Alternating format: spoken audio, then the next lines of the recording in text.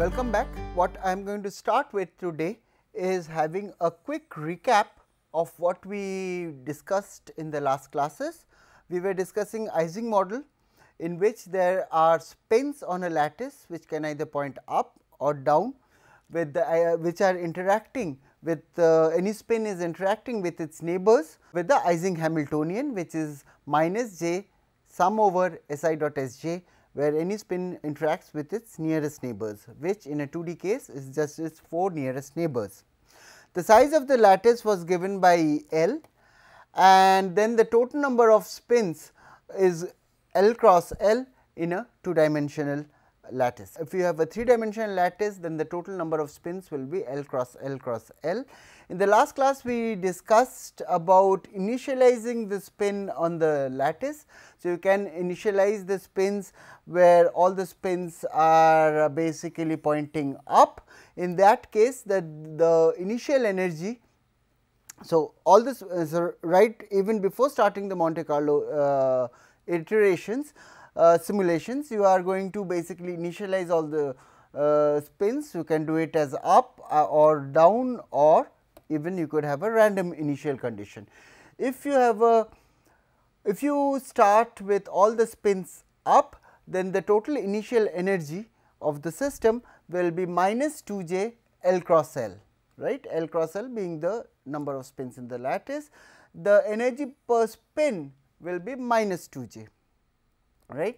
The magnetization will be L cross L, and magnetization per spin will be plus 1, because all the spins are pointing up. So, magnetization per spin is plus 1. Magnetization is simply the sum of all the spins in the lattice, the value of the spins in the lattice. If you have all spins down, then the initial energy again will be 2j into L cross L, because 2 spins pointing up or 2 spins pointing down, they have the same value of the energy. The energy per spin again will be minus 2j, just as here, but the magnetization per spin however will be minus 1. So, if you get these values right, then at least your calculation of the energies is going right. So, this is a quick check. However, if you can also start with random initial condition, and then the initial energy. So, half of the spins are pointing up, half of the spins are pointing down. On an average, any spin will have 2 neighbors which are pointing up, 2 neighbors which are pointing down. In that case, the energy per site, the energy per spin would be some number close to 0, it will not be exactly 0, and the magnetization will again also be some number close to 0. Okay. Then what we did in the last class is perform Monte Carlo simulations using the Metropolis algorithm. Basically, what we are doing is calculating a spin flip, having a trial spin flip, calculating the energy of the lattice before and after the spin flip, and if the spin flip decreases the energy of the lattice, then you accept the spin flip, the magnetization changes, and this is a bias sampling. The Metropolis algorithm is a bias sampling, because any higher energy microstate is accessed with the probability e to the power delta E by kBt, or rather flip due to the spin flip. If the microstate has a higher energy as a consequence of the spin flip, then that microstate or that attempt is accepted with probability e to the power minus delta E by kBt, right. So, what we did in the last class is also plot the magnetization versus number of Monte Carlo steps, and it was fluctuating about a certain value, some value close to plus 1, if the temperature of the system was less than Tc, the critical temperature. And if you were starting from a random initial condition, initial magnetization would be 0, but it would go up and fluctuate about some average value. Also, if you had a different sequence of random number seeds, it is also possible that the magnetization goes down and fluctuates to a value close to -1, because all spins or nearly all spins pointing up and nearly all spins pointing down have an equal value of the energy. So, both the microstates which are all spins pointing up or all spins or nearly all spins pointing down have the same probability, right. The energy would fluctuate around just some value above -2 if you are in a magnetized state, that is T1 is less than Tc. However, if you chose temperatures which are higher than Tc, then the magnetization fluctuates about 0, right. That is what we saw, and the energy, the value of the energy also of the system also goes to a higher value than -2, right. It also fluctuates to about some value close to 0.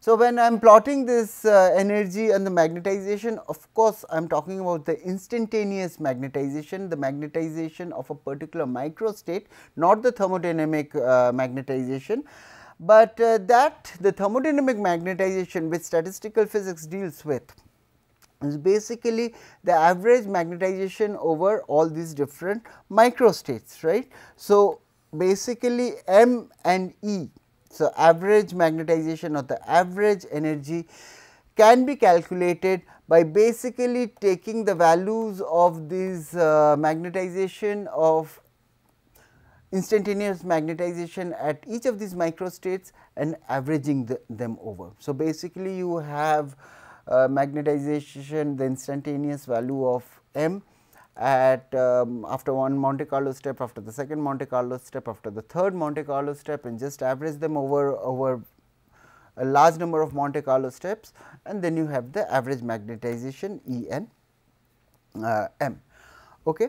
So, that is the principle, but of course, just reminding you that system will have a relaxation time. So, if you are starting from the initial condition, you should first allow the system to equilibrate and then start calculating these quantities. We also saw that if we increase the box size, then the fluctuation in the magnetization or the fluctuation in the energy decreases. You have larger number of spins, hence the fluctuation decreases. Furthermore, if you decrease temperature, right, then also the fluctuation in the magnetization and fluctuation in the energy decreases. That is what temperature does. Temperature basically gives fluctuations to the energy, hence to the magnetization. So, if you remember your canonical ensemble statistical physics, you basically the system takes energy from a external heat bath or gives energy to the external heat bath, as a consequence of which the system is able to access different microstates of different energies, and that is exactly what we are doing in our Monte Carlo simulation of the Ising model, except we do not have an explicit heat bath. I mean, we are not modeled it explicitly, but we are taking in energy, we are giving out energy, right. So, that seems quite simple, because you can now have access to those so called thermodynamic quantities, and that is why what the physicist or the experimentalist is interested in. And one can also calculate the specific heat capacity, which is del E by del T at a constant B, no magnetic field say, or a constant magnetic field. And you can see in statistical physics, and I think I discussed in one of the previous classes, that CV, which is del E del T, the amount of change in energy of the system due to a change in temperature, is related to E square average, which is the average energy of the system, not per particle, of the entire system, E square average minus E average square, which is nothing but the variance. It is nothing but the variance of energy divided by kBT square, right, and you can just look that up. So, basically the specific heat is related to the fluctuation in energy divided by kBT square, and you can see that the dimensions del E del T. So, it has dimensions of energy per temperature, and here you have dimensions of E square, energy square, and you divide by kBT, that is dimensions of energy, and then there is an extra T. So, the dimensions match, right. So, if you calculate CV, just like you calculate the value of this quantity, okay, E square average minus E average square. So, these basically these angular arrows are of course by calculating the value of E square at different microstates as you go on doing the Monte Carlo simulations. At the end of every Monte Carlo step, you can calculate the value of E square, right, and then take an average. E average you can of course take when you can calculate the total average, you have basically averaged the energy over the entire number of Monte Carlo simulations, then you get CV. Similarly, you can calculate susceptibility chi, which is nothing but del m del b. Del m means when you switch on a magnetic field, and so there is a slight perturbation in the magnetic field B, then how much is the change in magnetization, that is what the susceptibility chi measures. And one can check that basically chi is related to m square average minus n average square by kBt. So, m square average minus n average square is nothing but the variance in magnetization, right. So, this is the variance expression for the variance. One point, till now when we wrote down the Ising Hamiltonian, there was no B, no magnetic field B, right. So, where does susceptibility come in? So, basically, and how can you calculate susceptibility by using the variance? Just to give you an idea, and so the Hamiltonian H was minus j Si dot Sj, sum over all spins, right, and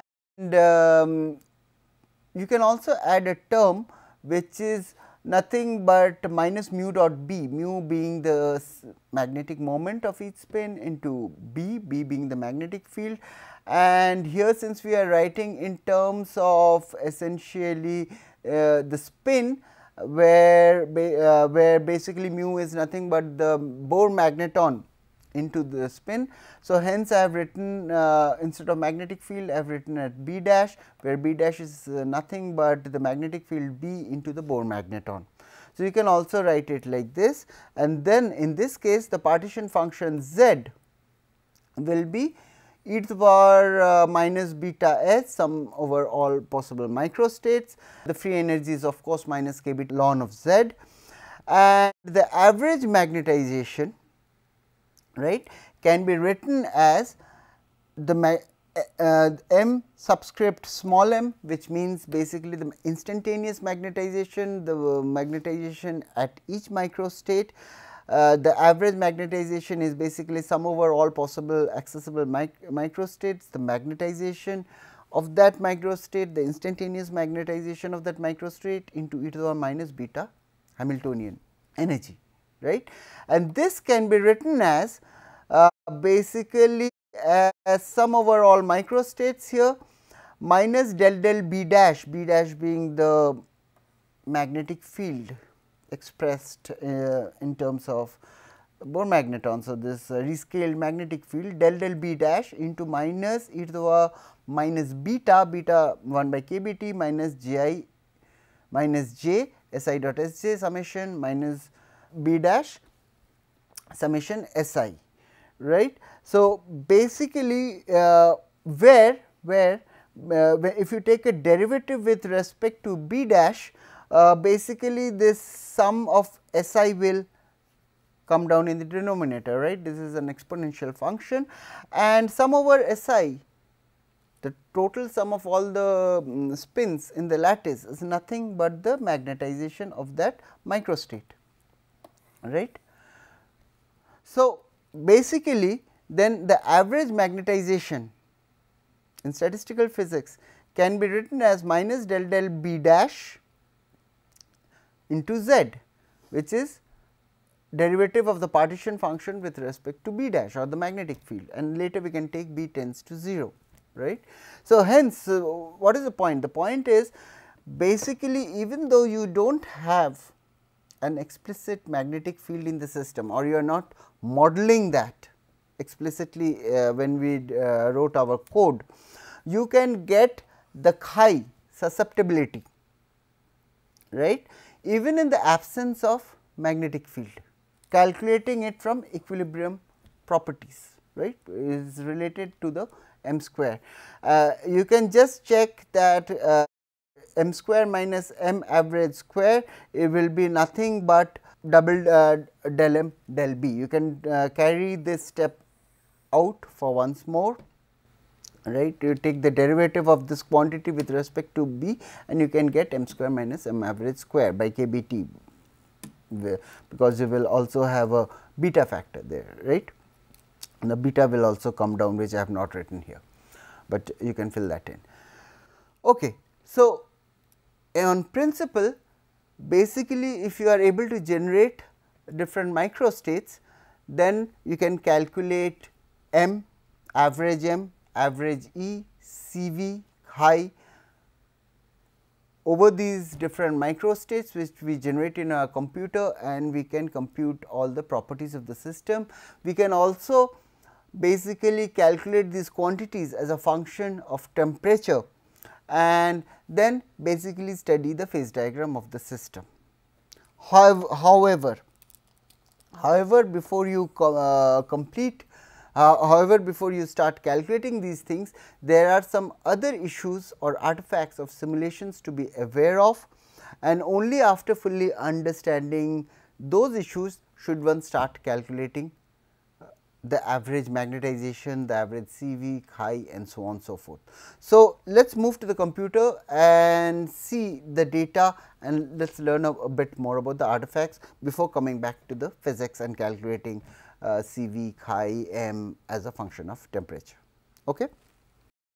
So, looking at the code again, vi j Ising dot F90, what we want to do right now is basically plot magnetization energy versus Monte Carlo steps MCS for slightly smaller box sizes. So, we already did it for box size 40 and 60 and 80 in the last time, and we saw all the energy fluctuations. But if we have slightly smaller box sizes, box of 10, 15, 20, let us see if we see something strange or unexpected when we plot the magnetization versus MCS. Okay. So, all that I am doing here is basically I am going to run the data at temperature T equal to 2, box size equal to 20, right, and all the data which is basically the time. Here is the time, the magnetization per spin and the energy per spin is going to be written down in this file just as previous times, right. So, G photon minus O3 J Ising dot F90 minus O J Ising, compile and J Ising. I am going to run the code 20.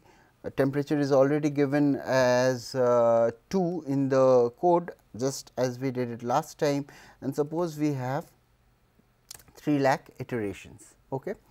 Now, I have already done the simulations for different box sizes, and what I shall do is basically just show you the data. I have plotted it.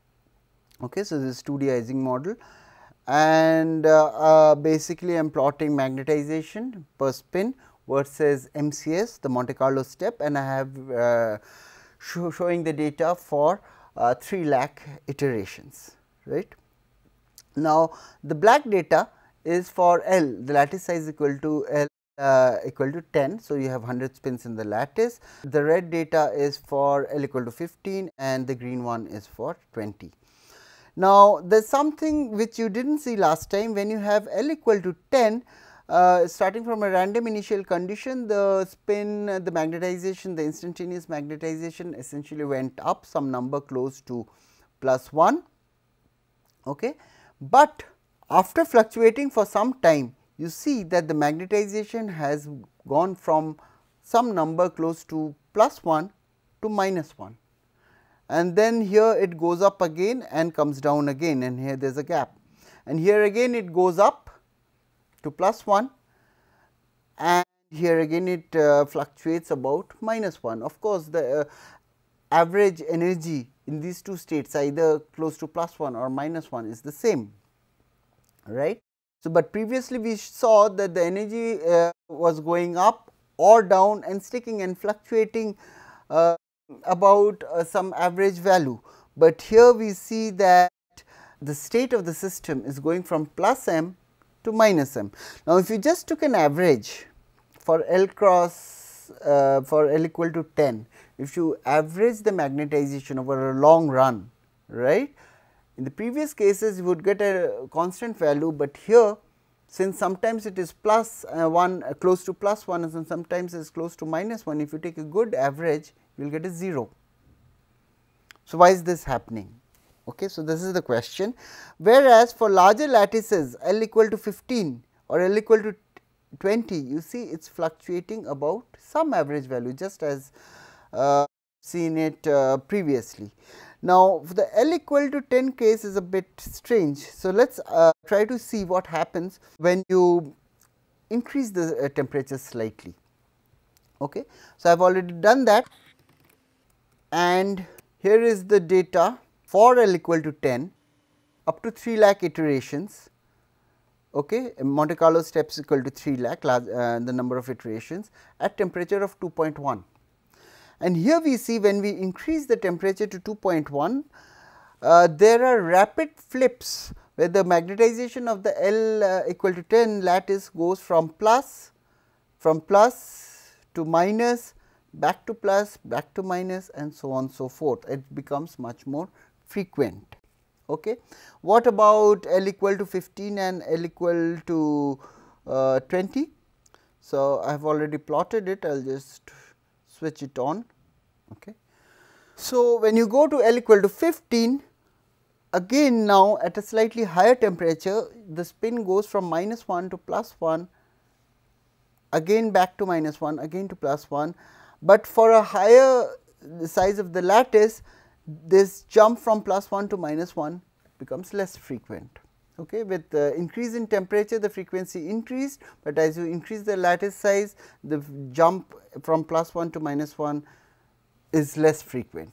If you remember, for L equal to 80, L equal to 60 over 1 lakh iterations, we hardly saw such behavior. Now, this is very odd and fishy, because if you have a magnet, right. So, what does this +1 to -1 mean? Basically, the magnetic state is flipping. So, if you take a real magnet, if you keep it, suppose the north pole is pointing in this direction in the morning, you do not come back in the evening and say see that the north pole has become in the opposite direction. The north pole and the south pole does not flip, right. So, the magnetic state is it's either +1 or -1 is basically saying that the direction of the magnetization, and it does not flip really. So, why is this happening? So, this is a finite size artifact. So, let us explore this a bit more detail, because unless we understand what is happening here and we take a naive average, we will get 0 magnetization if we average over all microstates, especially at temperatures close to Tc, when you see such large flips happening, and you will get 0 because half of the time the system is in the plus state, half of the time it is in minus state. Magnetization, the magnetic state is still not, it is not unmagnetized, it is either +1 or -1. If you take the average, you will get a 0, which is an erroneous value. Why is this happening, and how do we overcome such issues? To understand that, let us look at what the spins are doing more explicitly. Okay. So, what I am going to do is basically show you a movie of where I explicitly follow each spin as a function of time, and the way I do it is basically I have some commented out statements, I comment them in.